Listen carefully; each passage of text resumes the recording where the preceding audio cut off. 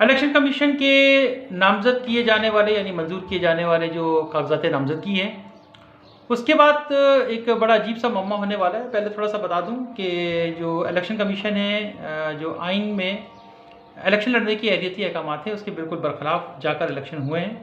خود chief justice of اسلامی جمہوریہ پاکستان نے یہ کہا کہ الیکشن کی جو شرائط ہیں اس میں ایک بڑی شرط یہ بھی ہے کہ لوگوں کو دینی تعلیم کا اچھا علم ہونا چاہیے۔ ساتھ ہی انہوں نے یہ بھی فرمایا کہ دیکھتے ہیں اس ٹیسٹ سے کون پاس ہوتا ہے۔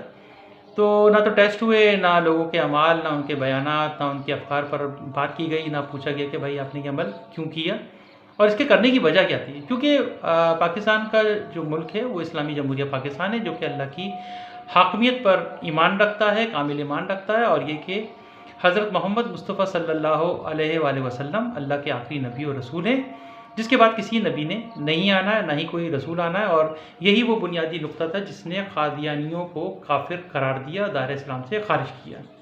لیکن وہ لوگ جو اللہ کی عبادتوں میں بتوں کو شمار کرتے ہیں، اللہ نعوذ باللہ اللہ کا تبصرہ بناتے ہیں، آپ نے ان کے خلاف ابھی تک کوئی کارروائی نہیں کی، نہ ہی کوئی چیز واضح کی، جبکہ دین اللہ کا ہے اور تمام انبیاء نے اللہ کے پیغام کو عام انسانوں تک پہنچایا۔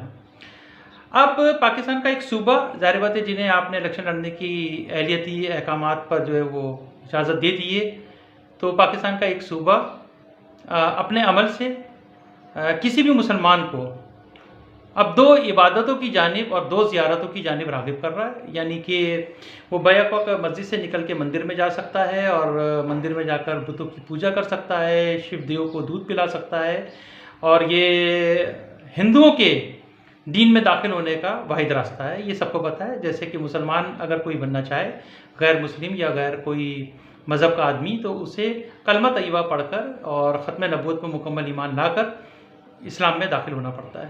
تو اب آپ اسے روک نہیں پائیں گے۔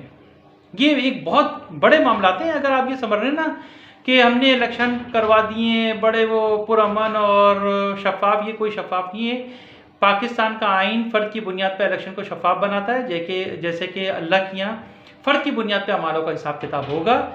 فرد کے اعمال پر یا تو اسے تاحیات جنت کی نظیر مل جائے گی، یا اسے تاحیات نااہلی پر دوزخ کی نظیر مل جائے گی۔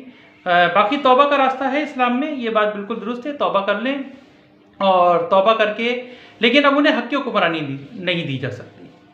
توبہ کر لیں، اچھے انسان ہیں، غلطیاں ہو جاتی ہیں اور ہم سے بھی ہو سکتی ہیں، ایسا نہیں کہ ہم سے نہیں ہو سکتی، ہم سے بھی ہو سکتی ہے، تو اچھے انسان ہیں بہت۔ لیکن اصل میں مسئلہ یہ کہ حکمران جو ہوتا ہے نا، وہ ایک سمبل ہوتا ہے نسلوں کے لیے۔ پھر آپ کو نسلیں جو ہے نا وہ چیلنج کرتی ہیں کہ بھئی ان کے لیے تو یہ قانون نہیں تھا، ہمارے لیے کیوں ہے؟ وہ یاد ایک بچے کی ویڈیو وائرل ہوئی تھی جو نماز کے درمیان نعوذ باللہ بہت عجیب سی حرکتیں کر رہا تھا، اگلے دن وہ گرفتار کر لیا گیا تھا۔ تو جب اس کے لیے قانون اسلام کے حساب سے اتنا سخت ہے، تو پھر بڑوں کے لیے کیوں نہیں ہے؟ یہ نظام کو کمزور نہ کریں، پلیز نظام کو کمزور نہ کریں، اور وقت آ گیا ہے کہ آپ غزوہ ہند کا اعلان کریں۔ انڈیا نے وہ سب کچھ کر دیا ہے جو غزوہ ہند کی طرف ہمیں لے جانے پر مجبور کر رہا ہے۔ نہ ہماری وہاں مساجد ہے، نہ وہاں بارگاہیں، نہ ہمارے وہاں پر مدارس، ہمارے قرآن کے نسخے بھی وہاں پر محفوظ نہیں ہیں، اور وہ شہید کیے جا رہے ہیں۔ تو یہ اسپیسیفکلی میں کسی ایک ملک کے لیے بات نہیں کر رہا، یہ پوری امت مسلمہ کا معاملہ ہے۔ ہمیں اس میں یکسوئی اور اتحاد کا اظہار کرنا ہے۔ یہ معاملہ بہت آگے چلا تو پھر یہ رکے گا نہیں۔ کیوں؟ کیونکہ ہندو جو ہے وہ اب آگے کی طرف ایکسیلریشن کر رہا ہے، اور یہ جو مودی ہے یہ بڑا خطرناک انسان ہے۔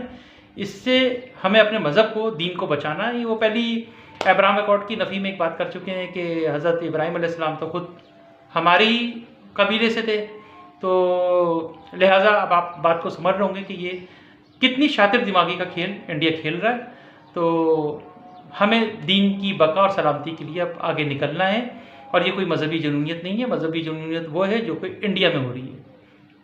ہم یہاں اپنے اقلیتوں کو مکمل تحفظ دیتے ہیں، اور کسی کے باپ میں دم نہیں ہے کہ وہ ہماری اقلیت کو چھو سکے یا اسے نقصان پہنچا سکے، کیونکہ وہ ہمارے ایک معزز، معتبر اور محب وطن پاکستانی شہری ہیں۔ شکریہ۔